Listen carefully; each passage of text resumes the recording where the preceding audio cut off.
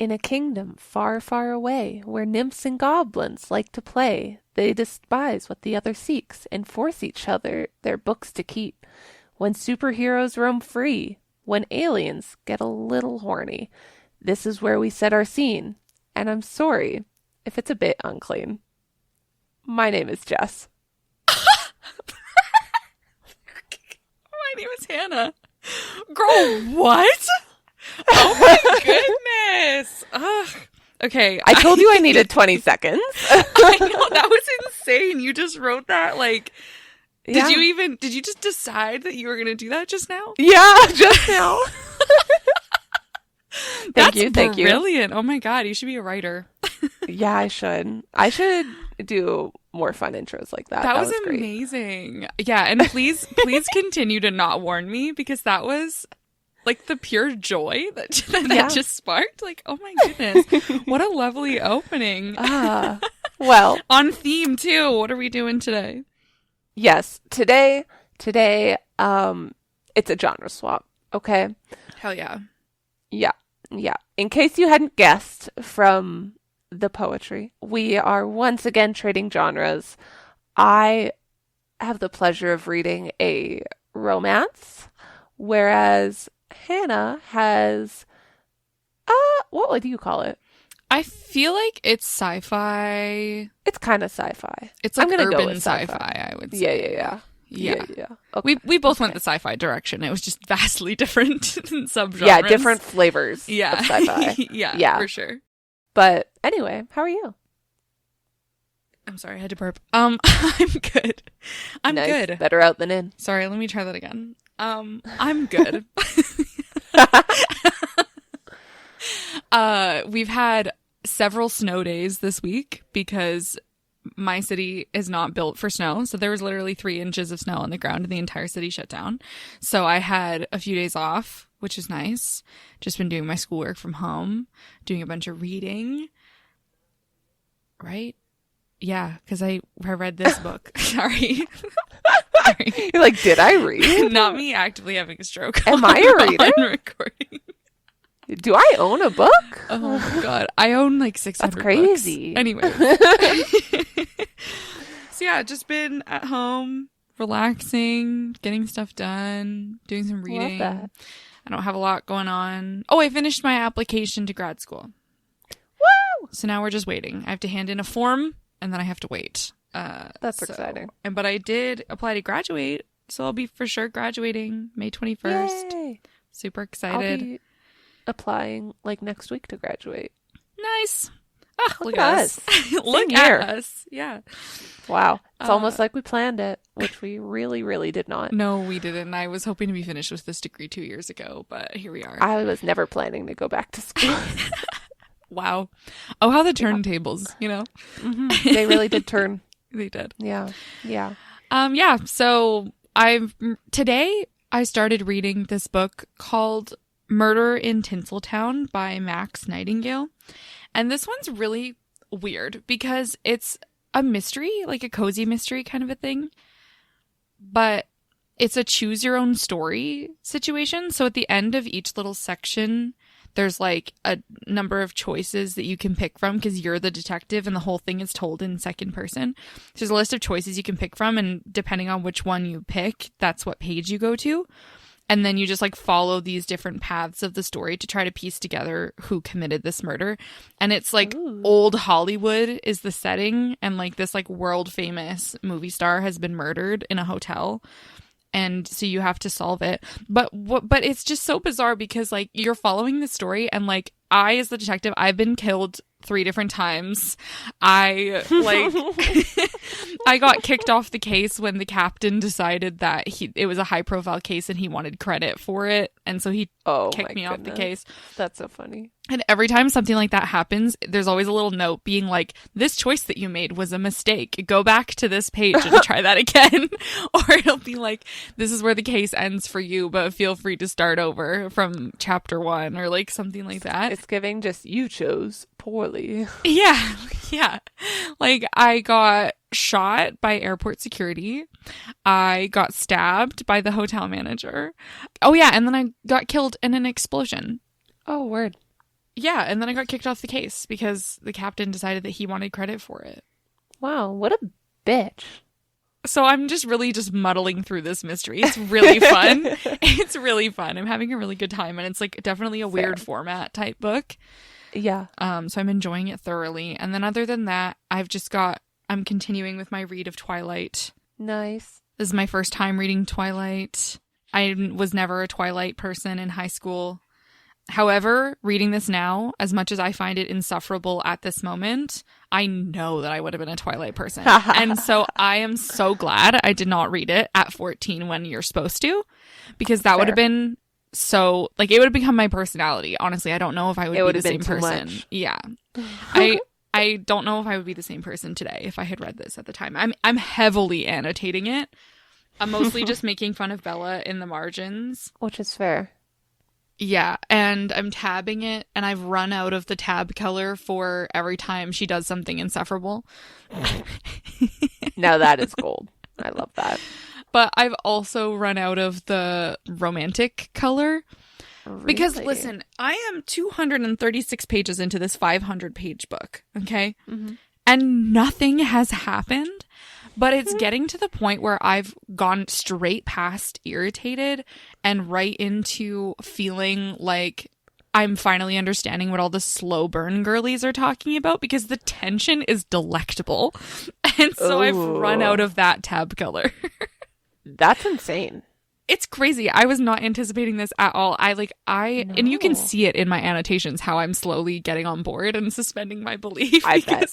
Because eventually because I have to finish it because it's a buddy read. I don't have a choice. So I'm just like thrown caution to the wind and jumped on board. Honestly, the only way I would probably read Twilight is if it was pre-annotated by you. I can send you my copy. You can annotate it and send it back if you want. Yo, bet. That would be a hell of a time. Can you imagine? Yeah. Oh my god. It is a hell of a time. That would be such a messy book. Yeah, it already is a messy book, and I'm the only person who's annotated it so far. Send it my way. Let's do it. Put it in the books. Okay. We're saying it on air right now so that someone holds us accountable one day. Yeah. So that's been my week so far. How are you doing? It's been a weird week. Okay? Mm-hmm. Mm-hmm. This is our third attempt recording this episode. It's okay. It's okay. And we didn't even record the first two tries. We had a plan to record, and I had my very first day at a new job. And you know how after a kindergarten kid goes to their first day of school, and then after school, they just really need a nap because they've got a lot of feelings. Mm-hmm. Mm-hmm. That's me after the first day anywhere. And I always forget that. And so I made plans to record like a silly bitch. And it did not happen. And so we planned for the next day. And Hannah connects. And what does she see but me in complete tears? Yeah, completely. Like, I hopped on the call. Your whole face is red and puffy. Yeah. You're streaming down your face. And I'm like, hi. You're like, hi. Like, what the fuck is happening? Yeah, Are just you like good? Super chill. I'm like, hey, like, girl. Like fully having a mentee be like. Yeah, just like actively mid breakdown. Yeah, I'm like, why are we doing this? Like, you could have just canceled. You're like, I don't know if I can do this. I was like, no, you're not doing this. What is wrong with you? You could like fully hear it. Yeah. But we took a day. We got our shit together. We are back. We are good. And you know what? Sometimes you just got to give yourself a couple of days. That's life. That's the experience. It worked out anyways, because the night before last I was up until 5:30 in the morning because I just could not sleep. I have insomnia, for anyone who doesn't know. Yeah. And I managed to get on a stint of sleeping about 7 hours a night consistently for like a week and a half, and then I was up until 5:30 and was just dead yesterday. So it's a good thing we didn't record yesterday. Yeah, because you know what? All of this was just a lesson in giving yourself time when you need it. Exactly. Be nice to yourself. Listen to your body. The body always knows. Exactly. And my body was not fucking having it. So Your body said here's no. take 3. My body said, not right now, girl. Yeah. However, the new job is going swimmingly. So that's Yay. very exciting. And I finished a book today. It was a sci-fi. It was number 1 in a trilogy. So I have 2 more. So that's exciting. And I started, drumroll, Akotar. So, woo! So Woo. that is up and coming as a little teaser. But Yeah. yeah, so far so good. I've already had a moment. So Nice. sorry to the headphones users. That was probably gross. Welcome to reading Sarah J. Maas. You know, I feel like she does that. She breaks your heart into a million tiny little pieces and then puts you back together again, differently than how you were originally, but somehow better. Yeah, I actually had, because I posted on my Bookstagram story that I was starting A Court of Thorns and Roses today, and I think it was like within an hour, I had my friend Natasha reply, just going, "This is going to make you so upset." Yeah. And I just went, "Huh." Yeah, Sarah J. Maas is going to break you. And I was like, "What kind of upset?" And she was like, "You're going to start the second book as soon as you finish this one." Yeah. Yeah. And I went, "Okay." That's how it be. That's what happens. Yeah, that's kind of it. Anything else you're currently reading or just Akatar? Well, actually, I'm also reading My Best Friend's Exorcism by Grady Hendrix, which is one that you got me. Yeah, I was going to say some like really cool girl got that for you. Yeah, like a really pretty one. Oh my God, stop flirting with me. Just kidding, never stop. Couldn't force me. I'm about halfway through it, and like it's so hilariously 80s. I'm having such a good time with it. Like, you know how they can make film just like overly abundance of like nostalgia for like a decade. Mm-hmm. Like Stranger Things is very 80s. Yeah. That is the feeling, but in book form, and it is simply immaculate. I haven't read like such a clearly decade coded piece of literature before, and that's really cool. Also, just like pointing out the demon symptoms, where it's just like, oh, she's not acting like herself? No shit. Oh, she's all of a sudden throwing up everywhere? Wonder why.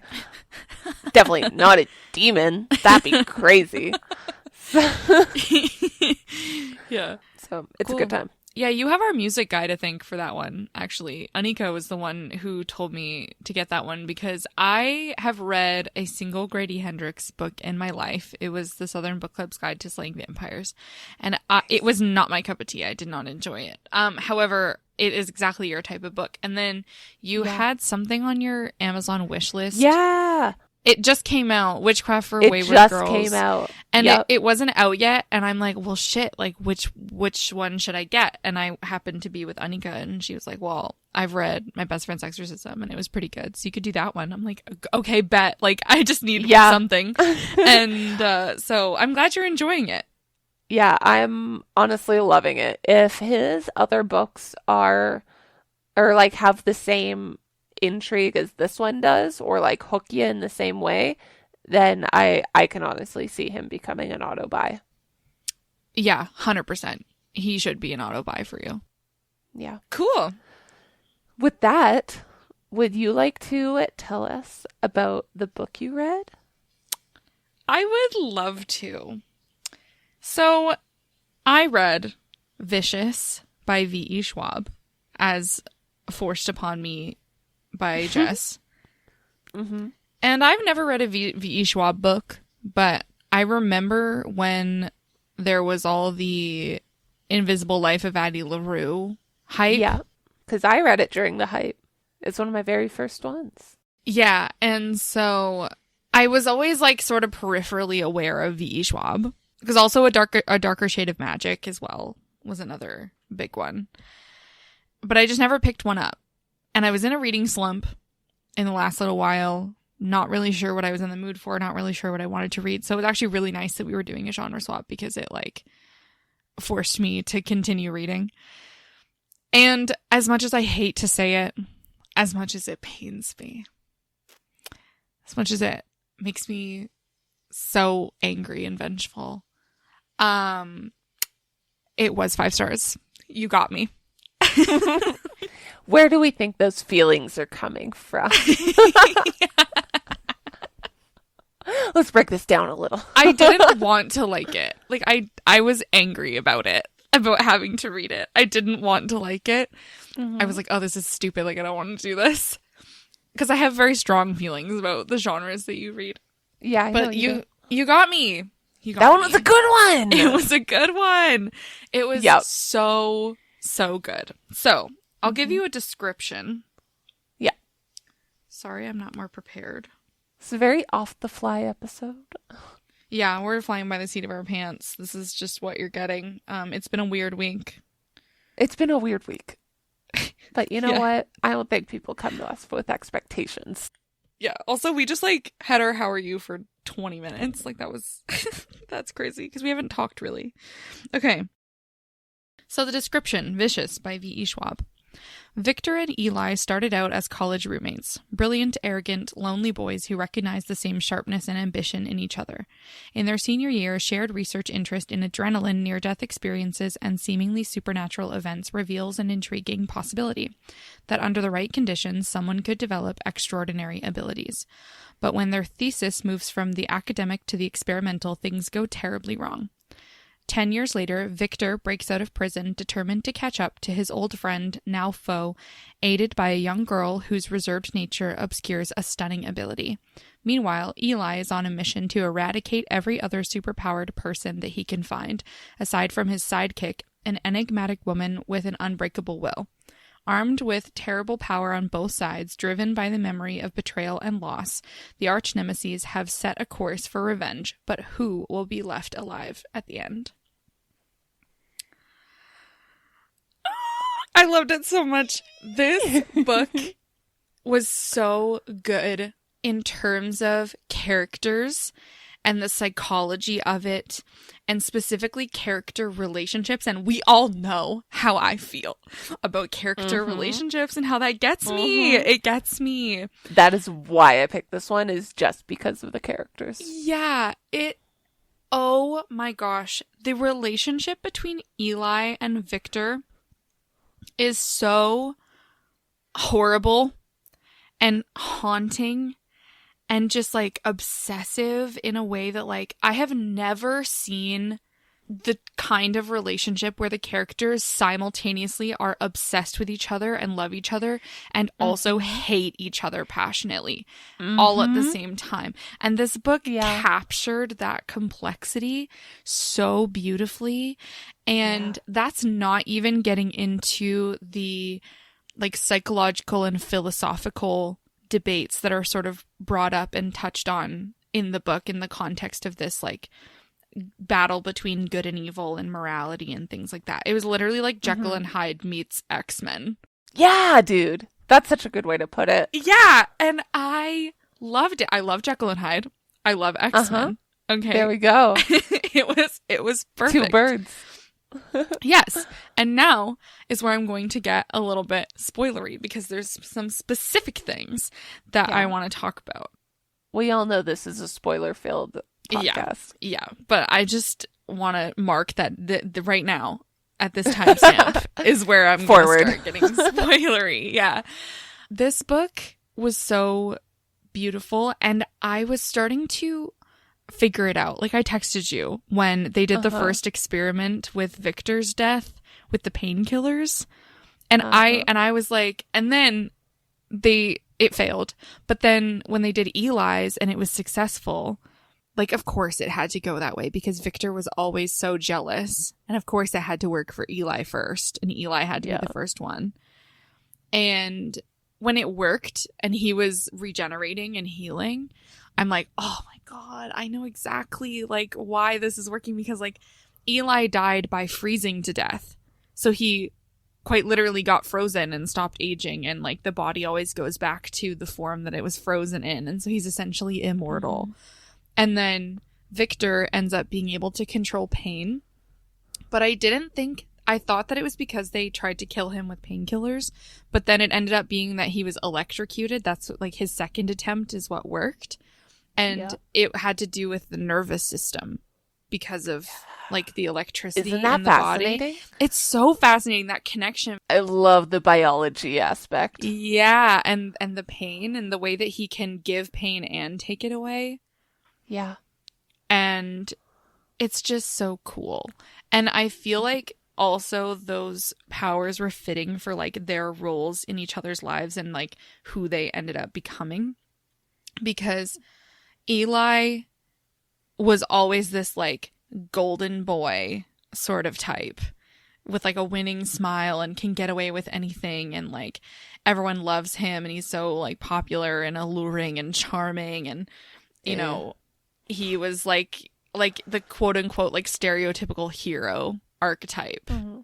And so he ended up with this power that can't harm others, and that it makes him this like god essentially. He's all high and mighty. Yeah, while Victor got a power that could go either way. Okay, so to look at Eli and Victor from the outside, it looks like Eli is this good, pure person, and Victor is this sort of like rough around the edges, kind of dark, kind of mischievous, kind of seems like trouble. But then on the inside, it's the opposite. Mm-hmm. And I feel like that is very well put through their powers, because Eli's power can't hurt anyone, and yet he does the most damage.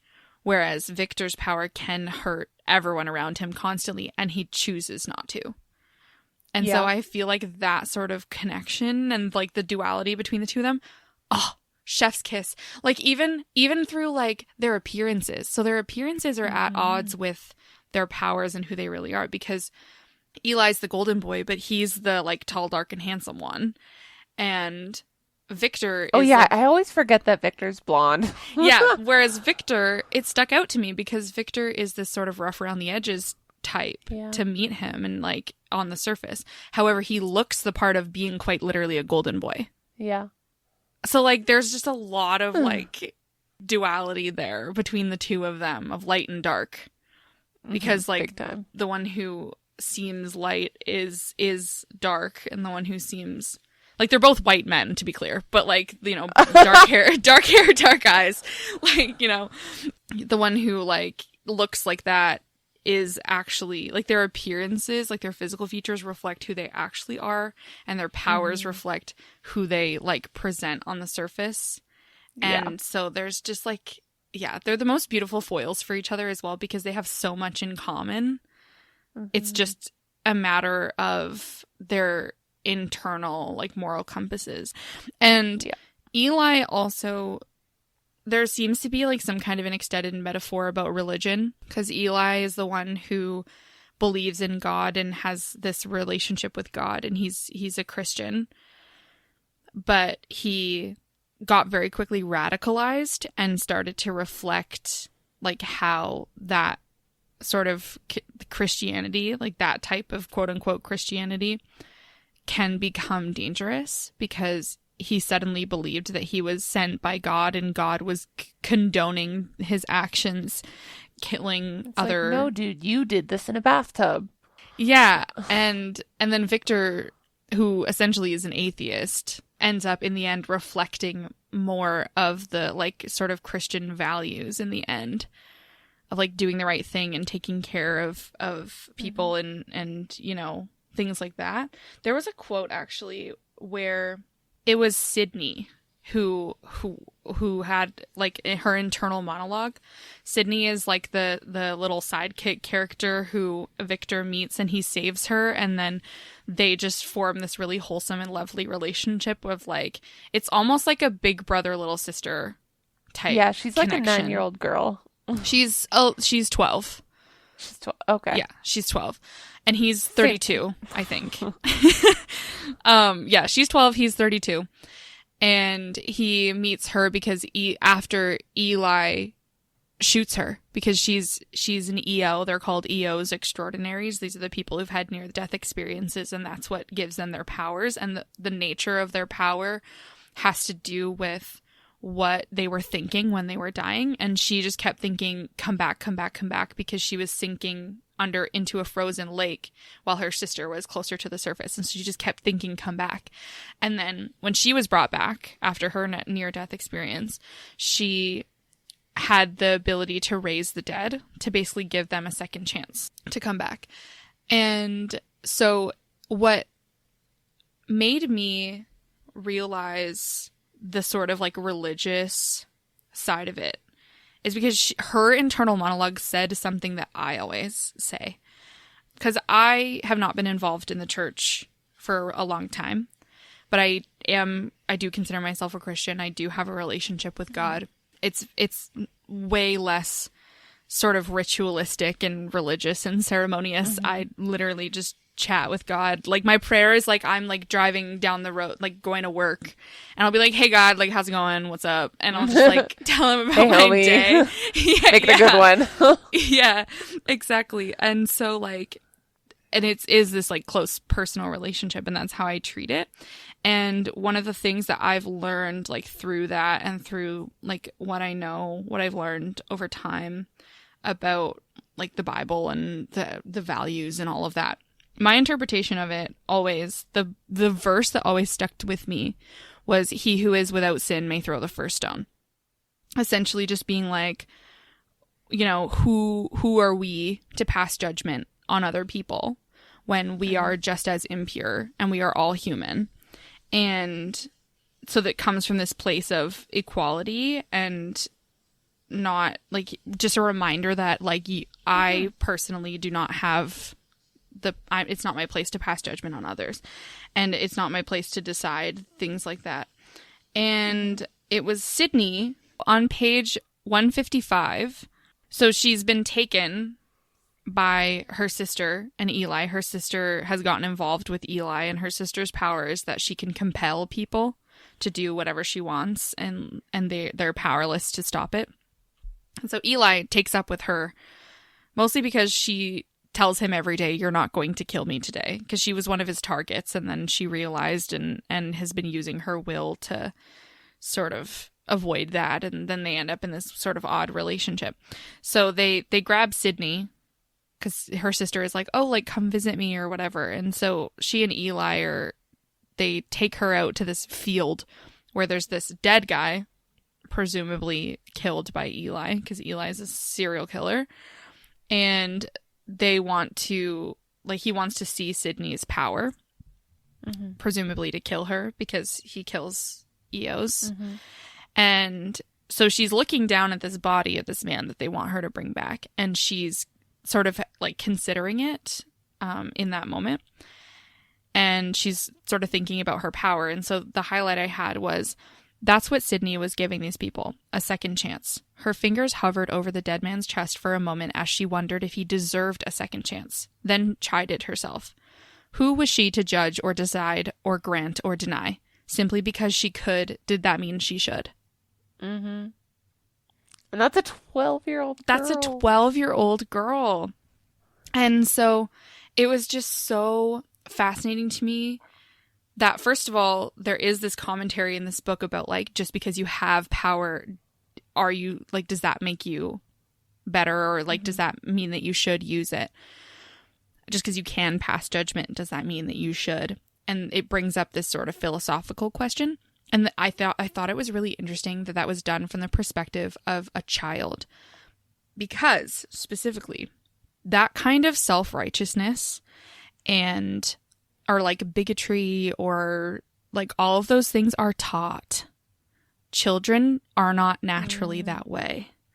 And so the fact that it was brought up by a child character, and not in like a one way or the other she's leaning, it's more that she's questioning and she's thinking about these things. And so it sort of asks the reader to also think about these things. And I thought that that was really fascinating, especially because then Sydney goes on to meet Victor and sort of ends up aiding him in righting these wrongs and trying to stop Eli, because Victor decided, you know what, if I'm going to be painted as the villain, I'll be the villain then, and I'll be the villain for Eli, and we need to stop him. And so he's the one who goes and does all of the like killing and all of the horrible things to stop Eli, and Sydney's sort of just there observing him, and she's like the only one who doesn't think that he's a bad person, and they become like really connected because she's sort of having this sort of internal good or evil debate, as seen with the quote. And I just thought that was so cool. It was so cool. Yeah. And their relationship is so... It's my favorite relationship in the book. Yeah, like Sydney and Victor is so sweet. Like there's one point as well where Serena, the sister, catches up with Sydney and at the last second decides not to kill her, but instead to let her go. And she just tells her to go somewhere safe. And there's a quote, I can't remember what page it was on. It's near the end. It's within the last 60 pages or so, where Sydney is like, she knew exactly where she needed to go because at this point for Sydney, safe was not a place anymore. It was a person, and that person was Victor. And so she just ran off to go find Victor and ended up being like crucial to saving everything.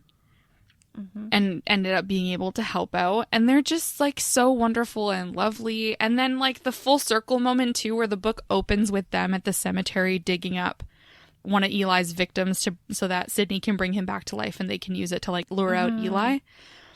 And then the book ends with Sydney and Mitch, who's another one of Victor's sidekicks, back at the cemetery digging up Victor. Yeah. And so like it was very like full circle, and all the like jumping timelines too was really fascinating how that was done, because like you're getting the present events that are insane at the same time that you're intermittently getting the context for what happened. Like how they did it. How they got there, and then the time gaps start getting shorter and shorter and shorter and shorter as you're getting to the present time, and then also the chapters start getting shorter, and so you're going faster through it as the present is picking up. I love V.E. Schwab for that. I know. What an artist. This book is art. This book is a masterpiece, and I loved it so much. Just all of these things that sort of come together. And then like Mitch's character is really fascinating as well, because he's human. He doesn't have... I mean, they're all human. Yeah, he's just some guy. Yeah, he's just some guy that Victor met in prison. Yeah. And he's literally just an escaped convict. Yeah, but he saw something in Victor. He saw something in Victor and wanted to be a part of whatever it is that he was doing. He's just like, you know what? Yeah, I'll stick with this guy. I don't care what it is, but I'll help him. Yeah, like, sure, because they ended up, connecting and meeting in prison. And also, just like Victor's character is very like darkly sort of charming, and he's very like sarcastic and very like devil may care, even though he's the one who cares like so deeply about all of these things and like doing the right thing and basically sacrificing his own morality for the sake of stopping Eli. But they're still obsessed with each other all the way to the end. And all the way to the end, in both of their internal monologues, they're still referring to the other as their best friend. Yeah. And so then it's like really sad, because you get to the end and it's like it's so much more complicated than just good and evil. Like there's these sort of nuances and gray areas, and through those gray areas, they're both still like referring to each other as that's my best friend, even though they haven't talked in a decade. They haven't talked in a decade. They hate each other actively passionately. Hunting each other. Yes, actively hunting each other, they want each other dead, and yet they're still calling each other their best friend. And that was just so powerful and brilliantly executed. And the one thing that kind of makes me angry, but also is kind of cool, is that in the end, they all survive, because obviously Victor dies. Yeah, but when you have Sydney, no one really dies. Yeah, Victor sacrificed himself for the sake of framing Eli for his murder. Like, he literally just showed up and provoked him into killing him, and then had Sydney bring him back to life so that, he regenerates. Like, Eli regenerates. So no matter what Victor did, there would be no evidence of it. There would only be evidence of everything that Eli did. Yeah, so then he would end up going to prison for life. And so there would be no, like, because you can't kill Eli, but you can stop him. And then all the other string of murders, like, gets found out and all of that. But it was genius. It was genius on the part of Victor. And Eli is a genius too. But he got clouded by his own arrogance and his own self-righteousness, and that was ultimately his undoing. But at the same time, he still gets what he wants in the end, because he wants to be remembered. Because, like, through this whole thing where he's, like, killing all these EOs and thinks he's some kind of soldier to God, and, like, he believes that he's doing what he was made to do, and under that, all he ever wanted was to be remembered. Like, ultimately, at his core, he just wanted to be remembered, and he wanted to have a legacy. And he got that wish. As much as it was likely not the way he wanted, he will still be remembered. And so it's like, even if you try to shake off the evil and trying to defeat it, it's like, but it's never truly gone, because he will be remembered and he is still alive. So that was sort of hard, and also sort of touched on the nuance of that. And then if you think about that in the context of the religious metaphor as well, it's like the institution of the church is still there. As it can be, as it has been in history. Yeah. It's still there. People still remember it, and people are still radicalized by it all the time, and it's really scary. And so Eli staying alive and essentially being eternal, even though he was defeated, he's still there. And so in the context of that metaphor, that's really cool as well. There's just a lot of things. And like here so there's a quote on page 296, and it's one of the flashbacks, and it's a conversation between Victor and Eli, and it's after the first failed attempt, before they realize that Eli's attempt was successful, and they're just out for drinks being like, man, what a crazy time, like, how lucky are we that we survived that? And it's like before they ever realized any of this. And Eli and Victor are just having a conversation about this, and Victor goes, so it starts with Victor, and he goes, "Tell you what," said Victor, "you remember me, and I'll remember you, and that way we won't be forgotten." "That's shit logic, Vic. It's perfect. And what happens when we're dead? Well, we won't die then." "You make cheating death sound so simple." "We do seem awfully good at it," said Victor cheerfully. He lifted his glass, to never dying. Eli lifted his, to being remembered. Their glasses clinked as Eli added, forever. You know, some people build pyramids to be remembered forever. Yeah, but like some people go on murder sprees. But that conversation was probably like one of the most vulnerable ones that Victor and Eli had throughout the entire thing, because you can see that they're both aware of each other, and they both have each other figured out. And at the point at which this conversation happens is like right in the middle of them like narrowing in on each other, and like this big fight is about to happen, and then suddenly we get this flashback of this conversation between Eli and Victor when they were still just two guys at grad school. And it's very clear what they want, what they really want, and who they really are, and also their relationship of like, you remember me and I'll remember you, and that way we won't be forgotten. And they are so obsessed with each other the whole time. Like, they both stuck to that conversation that they had when they were friends. Whether they realized it or not. Yeah, even after everything that happened. And so their friendship is beautiful and horrific and obsessive. And I've not seen it done that way. Like, I've had friendships like that where you are simultaneously like obsessed and in love with each other and you hate each other. I have had a friendship like that. I have never seen it portrayed in this way accurately before. So that was crazy. And the powers and everything is so fascinating. The dog. Oh my God. Oh my God. Dole. Dole. Ah, oh my God. I love Dole. I love Dole. Where like Sydney just brings this dog back to life to demonstrate her powers, and she's like, actually, I'm keeping him. And then Victor's like, fine, we'll keep the dog. And it's just like so sweet. And so there's this really like fucked up found family that happens as well. That is just so wonderful, and is like a testament of like, there's someone for everyone. Like, you just got to find your people. Yep. And it was just chef's kiss. It all came together. It was beautiful.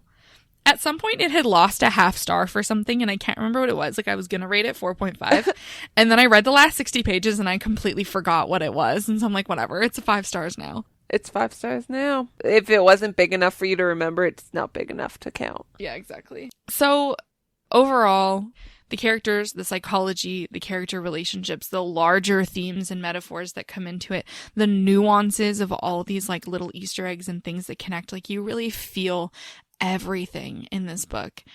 And it's just fascinating. It's art. It's art. This book is a masterpiece. V. Schwab is my new hero, and I'm very excited to read the rest of this series because the next book is supposed to be coming out soon. I know. They come out every like 6 or 7 years.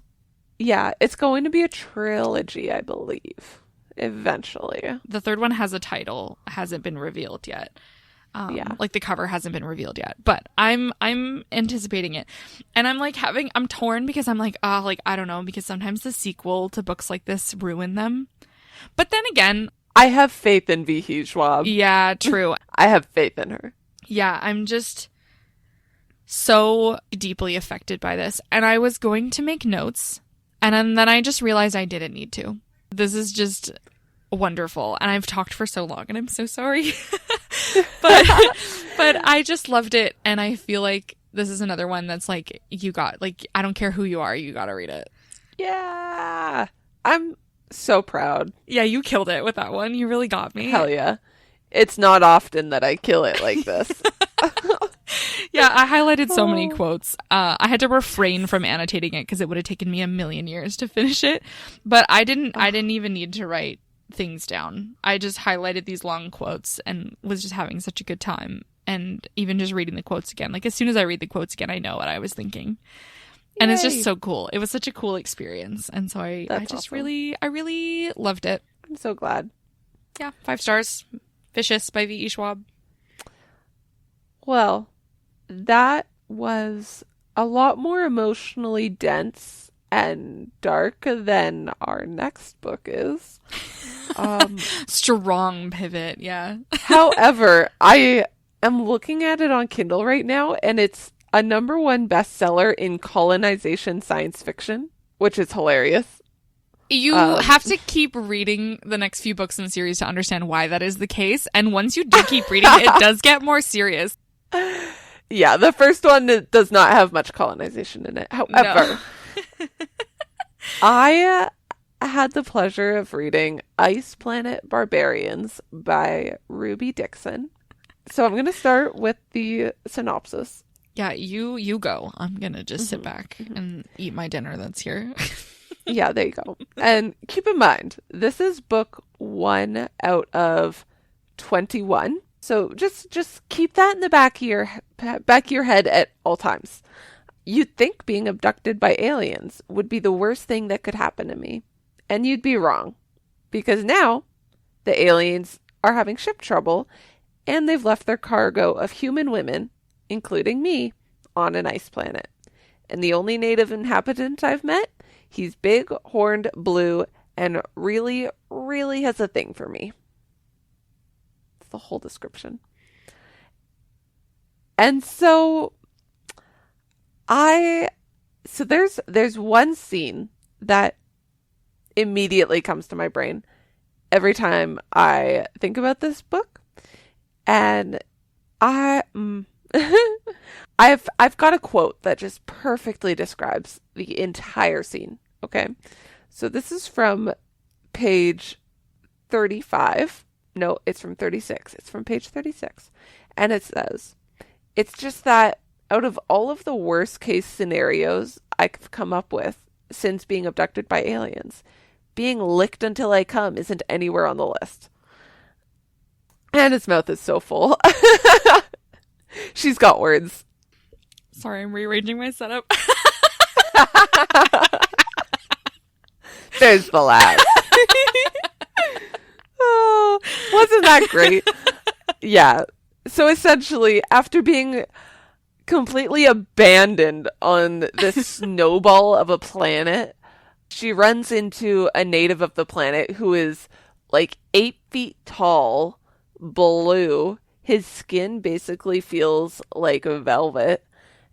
and he has horns and a tail, and she basically just like wakes up in a cave with his head between her legs. And she's like, whoa, what a greeting. And he's like, well, yeah, we're meant to be together, but like in his own language. So she doesn't know that's what he's saying. And she's like, man, this is a friendly dude. And basically he just sees her as like, okay, you know how elephants see humans as like really, really cute, like puppies? Yeah. Yeah, like that. So he sees her as this like pink, soft, squishable little thing that he has to take care of in the middle of the forest with like predators around. So he's like continuously like hiding her in caves and like just covering her in pelts because they're like hunter caves. So they've got like pelts and stuff stored in them for, like winter hunting. And he's like, I don't even care. The pelts are coming with us. I've got to keep this little tiny thing warm. She really survived solely because he saw her and was like, you're helpless. That was weaponized incompetence at its finest. Like she really saved the whole ship of women just because this man saw her and was like, you need help. Yeah, he's like, you cannot take care of yourself. You are so inept. Yeah. And she just went, yeah. And I mean, you can't tell me she's not also fascinated. And I've got a quote to back that up. Page 60. I feel like there's an alien bingo card somewhere that just got checked off. Horns? Check. Tail? Check. Crazy ass cock? Check, check, check. Yeah, ribbed for her pleasure. Yeah. Might I add. And so I read this on a plane ride from Calgary to Comox, which is about, basically, I read the first half of the book on a plane, and then I read the second half the following morning, so it really was a binge read. And one, best plane entertainment I can ever recommend, okay? I can't see myself actively going out of my way to read this series. However, I think that I've decided that it is my plane travel series. So we'll take it. It. Yeah. Next time I'm on a plane, catch me reading book 2. No, seriously, because the when I read it the first time, I did the same thing. I read it in 2 sittings in under 24 hours. And then I was like, okay, that was kind of weird. Like, haha, fun time, whatever. And then I left it. Yeah. And I didn't think I was going to keep going until one day I was like, you know what? I want a silly, goofy time. And now I've read 4 of the books, so it'll get you. Which is fair. And then you get more lore and stuff as you keep going as well. So it's like, okay, now I'm in it. And I can't get out. Yep. Yeah. Next time I go to the island, that'll hook me. And then also, okay, there's a speech that, so the alien's name is Vectel, I believe. And when he brings her to his pack, and they're just like, oh, like, she's hairless, she's kind of gross, like, she's really small and, like, pretty scrawny. Like, are you sure, dude? Like, you basically brought a naked mole rat home and told us you want to fuck it. And he goes, this is my mate. I resonate for her. As if on cue, his chest starts to vibrate, the thick, steady purr jiggling my cheek. Because, yes, he purrs. Ah, she is beautiful to me.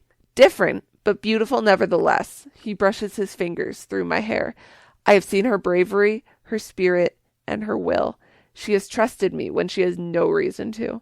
She has given me her body when she has no cooey to compel her, and it does not matter what any eyes think of her but mine.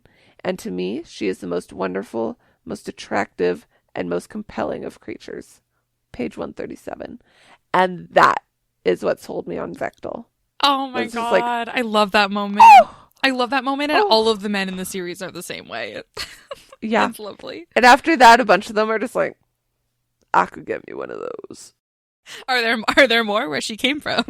And so, yeah, the whole book is really just like a survival story, sort of. 'Cause, yeah, she gets abducted, she crashes, and then she just has to make it.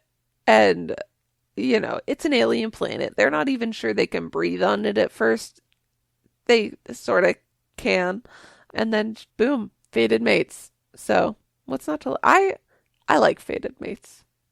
Yeah, I'm saying you're a it. fated mates girly. I'm saying it. I am.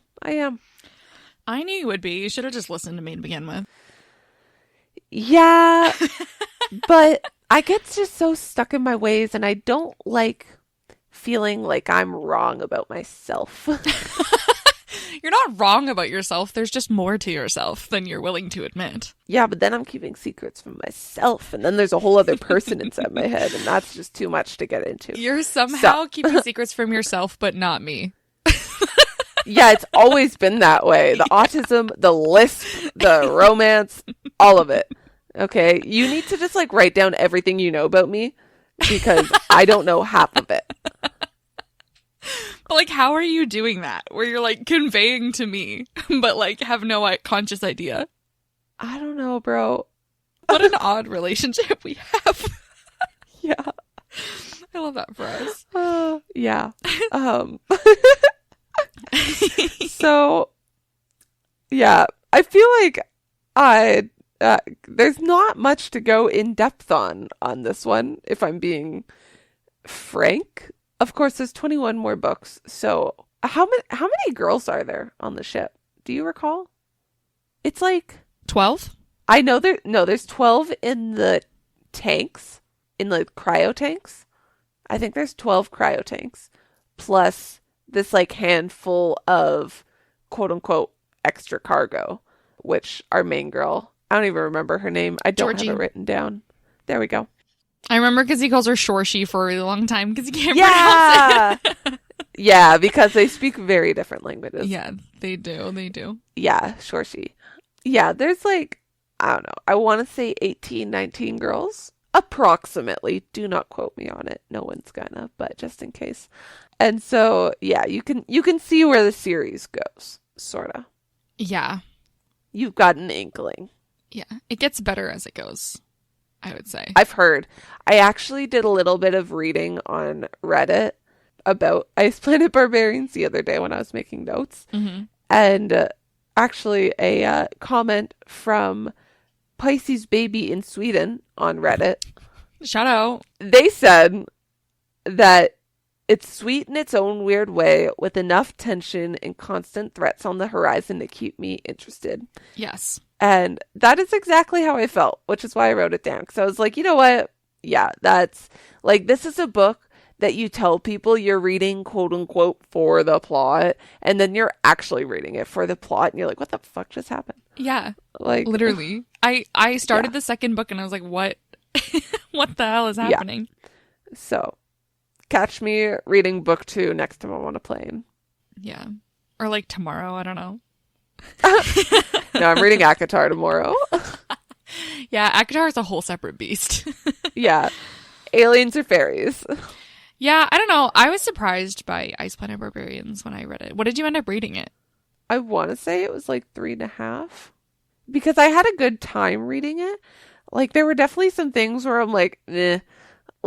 Basketball heads. About the aliens that had originally abducted her. Oh, yeah. Yeah, even if I didn't rate it 3.5, that's what I'm going to say right now. Because that's what I feel.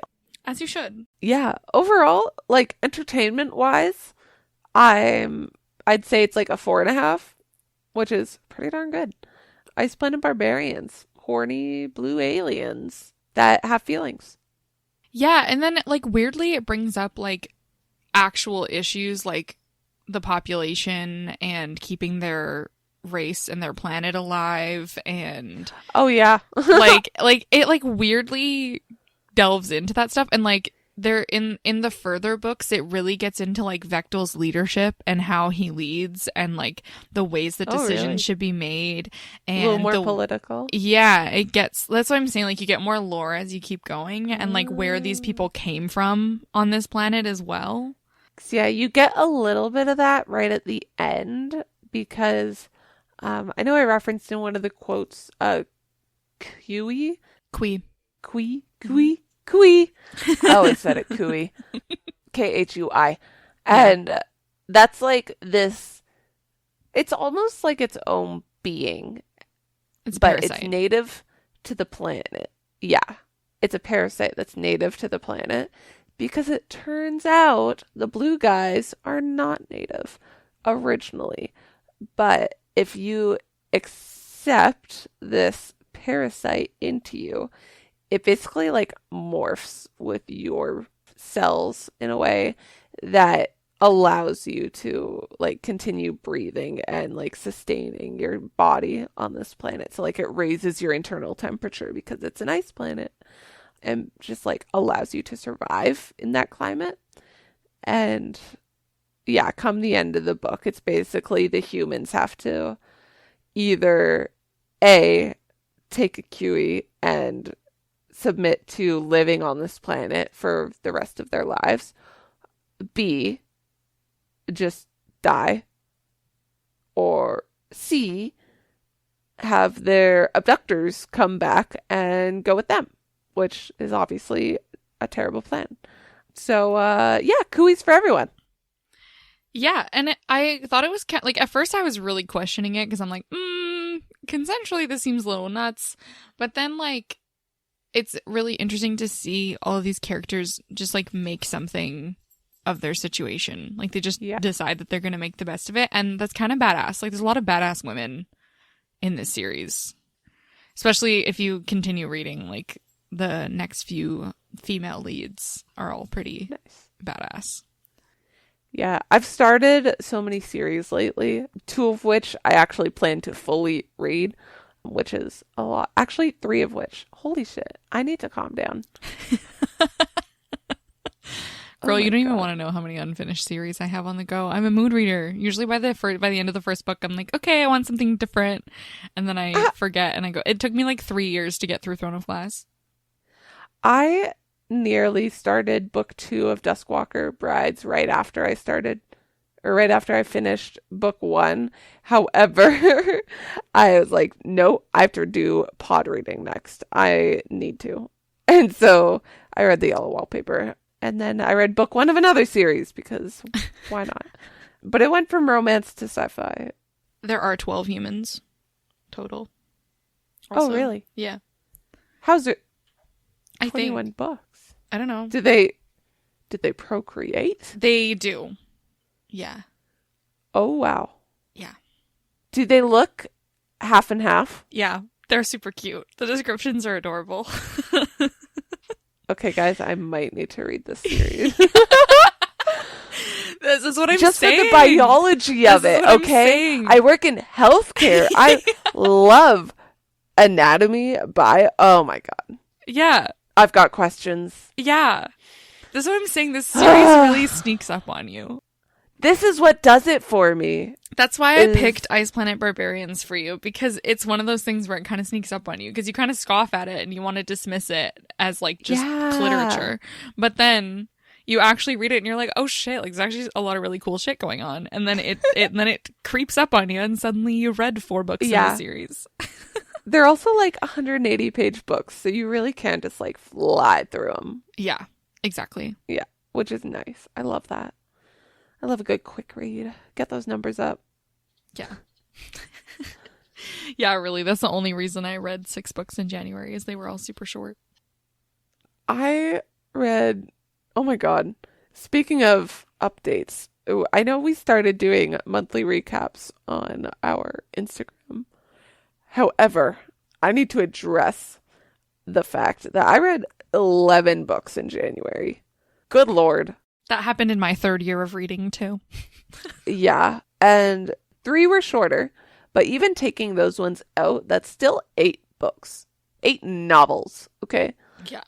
And yeah, I am proud of myself for that. However, I'm like, no wonder I had a weird week. You've been running. Clearly. I have been running. The escapism hit. Yeah. It's so hard. Yeah. However, practicum is now over. Yay. Thank goodness. Yeah, all of my books in January were shorter. Two of them were short stories, Laid by the Lynn Trap Monster, which was, I don't want to talk about it, and Nate the Snake, which is like an online short story. And then the last book I read in January was Morning Glory Milking Farm. Hell yeah. Yeah. Well, I also read Laid by the Lynn Trap Monster in January, as well as Seduction in the Horror House, which was, oh my god, one of the best novellas I've ever read. That's a bold statement. I mean, I've not read a lot of novellas. The bar is still low. But yeah, that was Ice Planet Barbarians, book 1. Yeah, I'm surprised you didn't DNF. If it's less than 200 pages, no matter what, there's a very good chance that I'll just finish it if I start it. Mm-hmm. But yeah, I didn't expect to binge it like I did. Yeah. Like, I thought you would have trouble with it. I didn't think that you would actually like it that much. 'Cause, yeah, I read the entire first half on the plane ride, and then like the following day, we decided to just like stay home and relax. And so I was like, you know what that means? Yeah, I can't remember if it was the second book or the third book, but it was on another one of my sleepless nights because I couldn't stay asleep. I kept having nightmares. And so eventually I just gave up and I decided to pick up the second book. And it was the second book or the third book, I don't know. But I read it all in one sitting in the middle of the night and then had a 3-hour nap and then got up for my day. Like, it was a vibe for sure. Yeah. Yeah. The more Hannah keeps talking to me about it, the more it's going to break down my will to go ahead and read book 2, and we all know it, so. And I am thrilled. I am so thrilled that I'm pulling you into this because, listen, I was just like you.